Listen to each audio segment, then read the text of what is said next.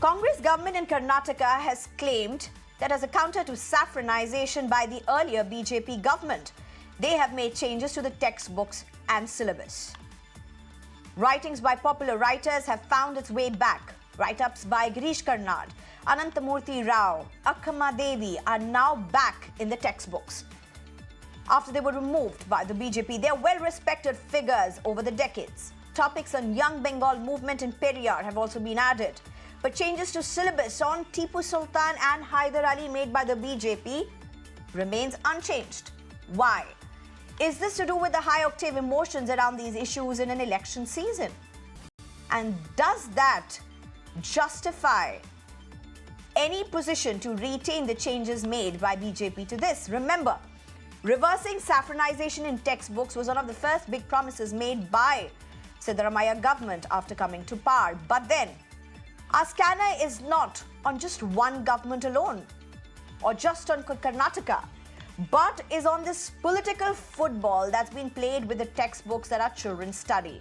Let's look at precedents. And these changes have happened across the political spectrum, across the states to start with, from Maharashtra to Madhya Pradesh to Haryana and Rajasthan. In Rajasthan, the previous BJP government, that's between 2013 to 2018, declared Maharana Pratap as winner of Haldigati battle. When Congress came to power subsequently, it was changed again to not mention any winner of the Haldigati battle. Said Maharana Pratap Singh fled the battlefield. BJP removed great from the title of Akbar and emphasized V.D. Savarkar's works. Congress subsequently removed Veer prefix for V.D. Savarkar.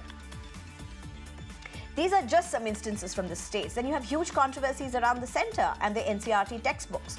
The National Council of Educational Research and Training has deleted references to Mahatma Gandhi in certain cases, his assassin Nathuram Godse and the post-Godhra riots in its textbooks. This is beyond what was mentioned in the officially released booklet on rationalization of syllabus last year.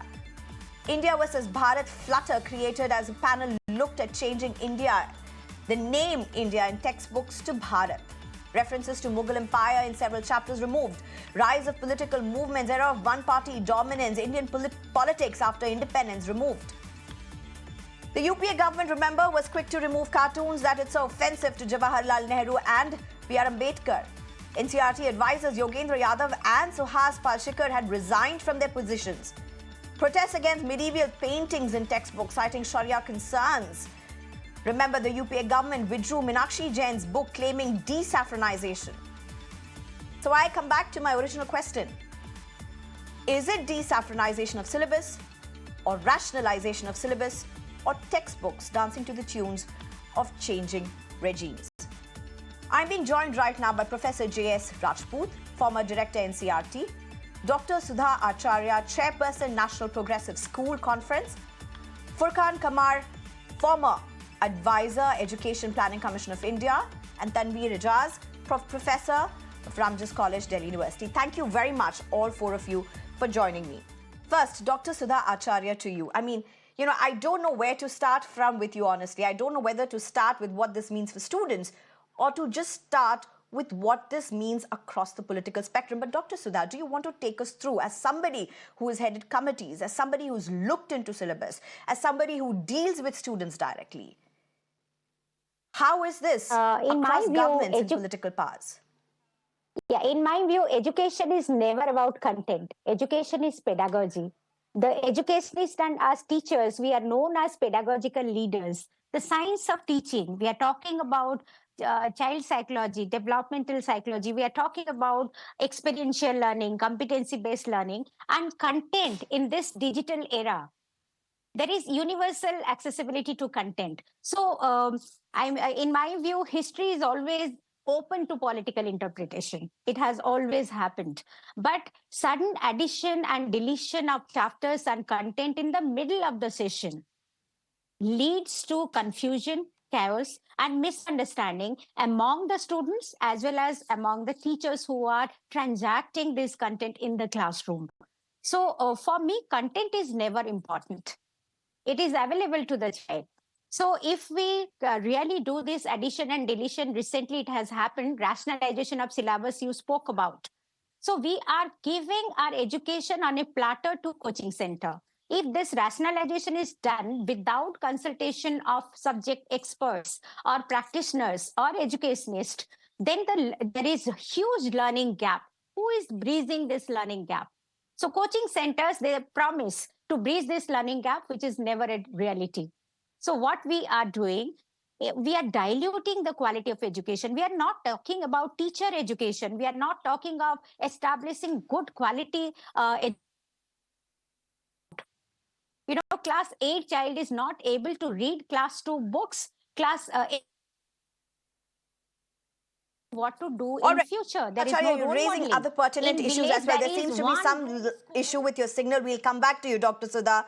If I can just get in Dr. Furkan Kamar as well for his introductory remarks. Doctor, with what you have been seeing across the NCERT, across decades, do you see this healthy for students? Are they really studying? Are they able to study history the way they are meant to? And this also comes with, a bulk of students in today's times, unfortunately, see social studies, politics, history as a burden. There are those who love it as well, but there are so many who see it as a burden. It's a rote method that goes into it. Now, with all of these things coming in, going out, state, center, how are you looking at this? No, I think I'll stick to the topic of the debate today. I think the whole issue is about the politicization of education and how to insulate and keep the education system immune from the politicking of the system. What we are seeing and all the examples that you have given, they all show that the decisions are being taken not on the basis of the academic merit as much as they are being taken on the basis of the political thought process. I think that has to change. It is not something new. In fact, in India and in most countries, we had always realized, and in India particularly, that is why we had created autonomous institutions. NCERT is an autonomous institution. SCRT, later in different states, they are all supposed to work autonomously. Unfortunately, what has happened is that these institutions are not playing as autonomous role as they ought to be playing. And I think more on this would come from Prof J S Rajput, who had held these positions. The problem is much more deeper than the logistic issues, and the content of the textbook are important. Yes, a student can access knowledge from anywhere, but they primarily focus from the textbook for their examination. So content is important. What they are being taught is important. This logistics issue that mid-semester or mid-academic session changes, these are very small issues. The issue is much more grave, and I think we need to address it as soon as possible and as quickly as possible. Otherwise, we will go on doing all of these things to detriment of education, the essence of education. Furkan Kamar, you've made some very important points. Let me just get in Professor J S Rajput. Professor J S Rajput, I don't even want to ask you a question. Why don't you take it away from where Furkan Kamar has left?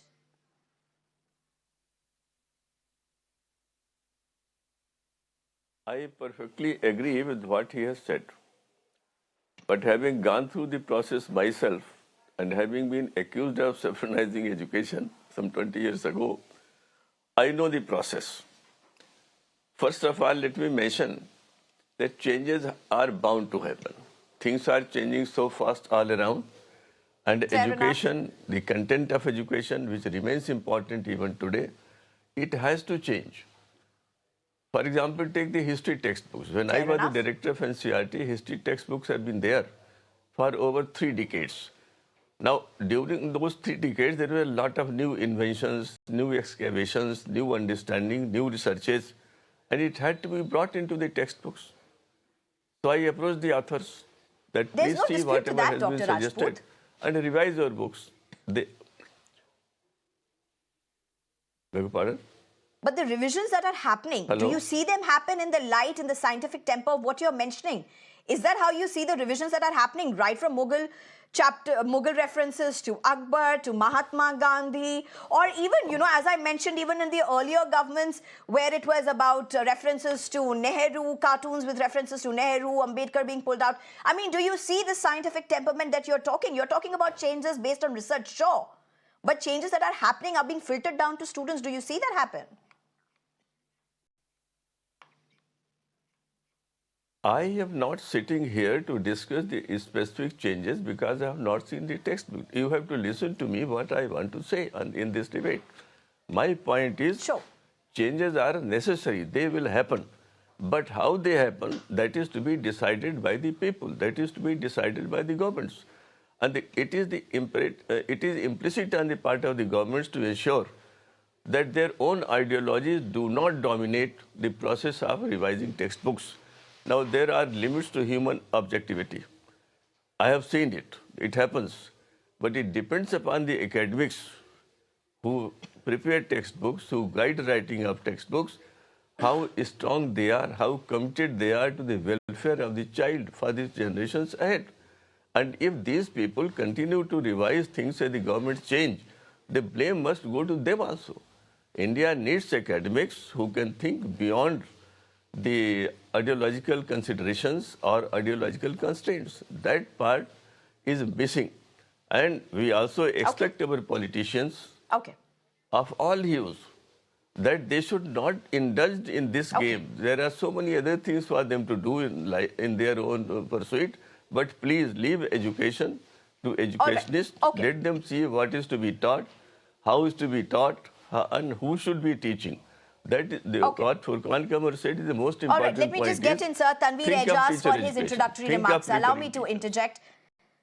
Let me just get in Tanveer Ejaz. Tanveer Ejaz, you've heard what our panelists have said till now. My concern really is, some of them are talking about an idealist world, what governments should do. But there's a huge dichotomy between what governments should do vis-a-vis what governments are doing. Is it so difficult for academicians in India to come together and to decide what children need to study? Why is it becoming so difficult to leave behind the political lens? Now, I'm not saying it should not be. It's always been there. Politics and education has always gone together. Fair enough. But why such a huge political clout in education now? Has it increased? Is it a wrong understanding? In the education system, I think there is also, just like in any civil society, there is also a huge polarization. And more so, the academics giving more importance to studies, to knowledge per se. They gave importance to loyalty to the masters, loyalty to the government, loyalties to the power would be, So it is there. The whole problem lies in the manner in which loyalty is given precedence over merit. That is the key problem. I mean, how government picks up the experts. Who are these experts? Are they really the experts? Do they really have the credibility to talk about the changes in the syllabus that they are doing it? These are the questions which must be raised. I think all experts' credentials must be put in a public domain, and let people decide that who belongs to what category of people, which ideology. So this is very important, that people must be recognized by their merit and not by the ideology with which they pursue their power courses, right? So one thing is very clear, in terms of what the discussions I was listening to, is that, the content is important. Of course, the content is important because content links up with the knowledge, right? And knowledge, of course, has to be seen in terms of what the vision of the society we are having. Politics, there should be a politics where vision should be what kind of civil society or what kind of students are we trying to nurture, with the kind of knowledge that we are trying to impart. So are we making the students progressive or regressive? Responded, sir. Yeah, so are we making the students progressive or regressive?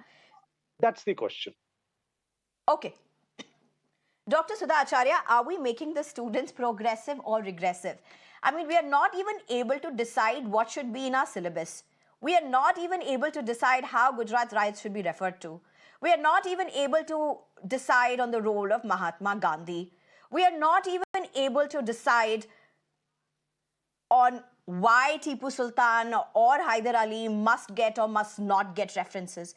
We are not able to decide on these basic issues in India in 2024. What are we talking about students? How do students perceive this? Are they, अरे यार textbook change हो गया, अब तो बस पढ़ाई करना है, marks लाना है, or is there something beyond that worries them?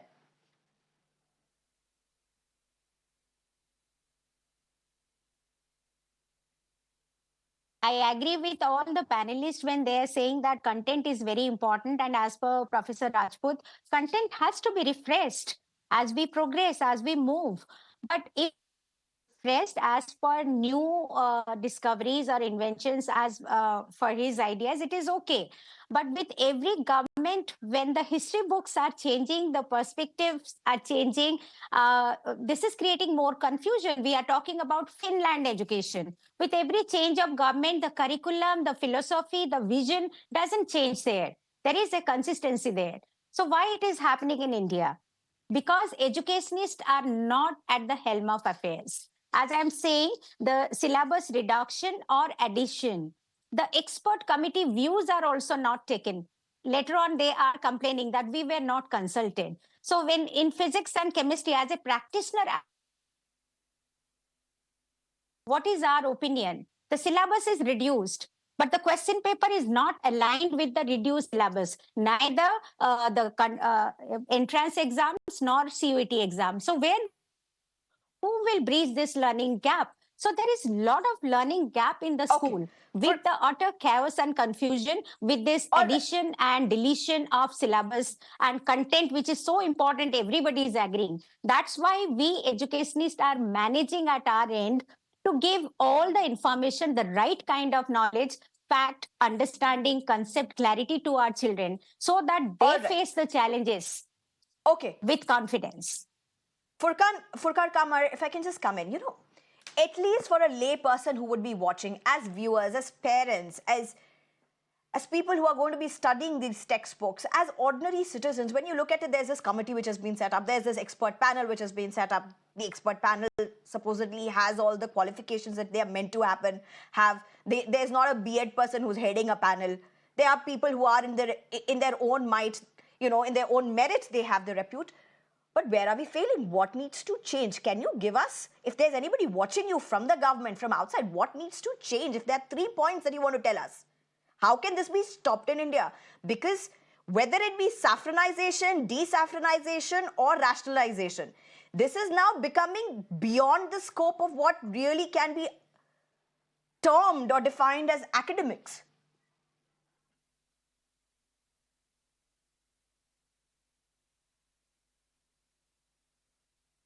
Can you unmute yourself, Furkan Kamar? I think you're muted.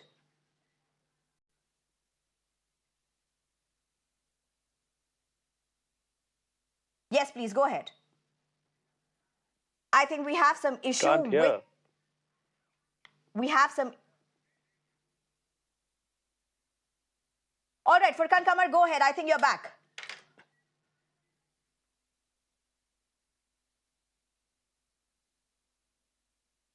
All right. Professor J S Rajput, do you want to take that question?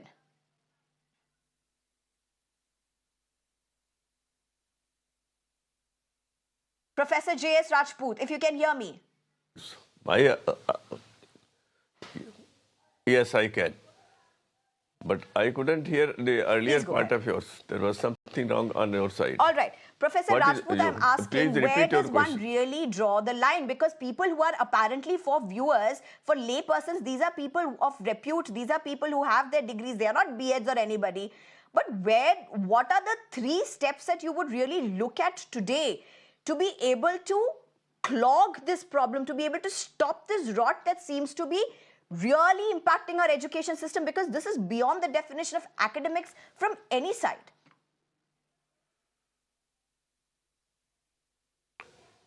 You see, at this stage in India, we are implementing a new National Education Policy, NEP 2020, which was prepared after consultation with lakhs and lakhs of people. Every state has participated, every SCRT, every State Institute of Education, every university had participated. The best thing for any state government is to go through that particular policy, ask its experts and textbook writers to follow the policy. And you see, NCERT was established for this purpose as an advisory body. It's an autonomous body, advisory body. It doesn't have a mandate to implement. It indicates and ensures that state governments are able to prepare their own books. They bring the local element of the curriculum. Now, if the state governments, the politicians in the government, do not influence the experts and go by the genuine experts, and if necessary, they ensure they consult people at national level and also from other states, they can certainly do the job. But as I mentioned earlier, human objectivity has its limitations. And this part will always remain, and that I think we have to take note of. But follow the national education policy, bring the local element, and you will move at least 5 steps ahead. I'm just totally out of time. Let me just, I don't think we have Furkan Kamar back yet. Sir, let me just get in others as well. Tanveer Ejaz, you heard what Professor R.S. Rajput said. Do you see NEP as a solution to this? I mean, NEP may have many solutions to many issues, but is this really a solution to what is happening currently in the academic world with the textbook syllabus for students? Is that a solution? No. I mean, I would definitely like to differ with Professor Rajput in a sense that there was a very wide consultation which happened for NEP and lakhs of teachers or maybe experts were involved, which I think is not true. And this NEP is a top-down policy, right? And it's largely, if you look into the policy carefully, it's largely a recipe for privatization, right? And education, of course, as you know, that it's a concurrent subject. So therefore, the states who are thinking that probably we are not ready for privatization, or perhaps privatization of education may not help the students who are students in their state, so they are not accepting NEP. Some of these states have not accepted NEP, right? So there is this whole problem. You bring in a policy which is top down. You bring in a policy which was not properly discussed in the parliament also, and then on the basis of that you bring out a lot of changes. But going into your previous question, of about saffronization and then desaffronization, my question is that why in the first instance there should be saffronization? If you say saffronization means that there is certain bias which is coming into the already existing text, right? You say that there are a lot of inventions, there are a lot of discoveries, there are a lot of things which has happened, and therefore there are changes which we, in the name of rationalization, you do saffronization, right? Okay. But my problem is that whenever you go in for this kind of change, it needs to be done in the public domain. Right, the discussions, the discourse. You pick up a point that yes, in chemistry that chart needs to be removed, or perhaps in Akbar the Great needs to be removed, or whatever. Whenever you discuss all these things, that needs to be robustly discussed at all the levels. We never hear anything. One fine morning we hear that these things are changed, these things are removed. We get all the removal we get through the media, right? But where are the and who are these experts? These experts, if you go into let me just get in Dr. Sudha Acharya. Dr. Sudha Acharya, I have exactly 40 seconds for you. Dr. Sudha Acharya, to what Tanveer Ejaz is speaking, do you see a solution come ahead? Stakeholders, public consultations being held across party lines. And as I said, from Rajasthan to Madhya Pradesh to Haryana to Kerala to the center, it's a mess.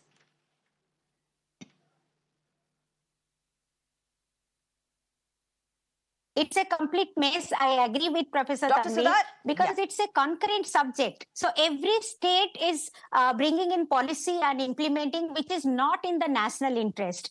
As we all agree that NEP may be a transformative document or progressive document, but how it is getting implemented?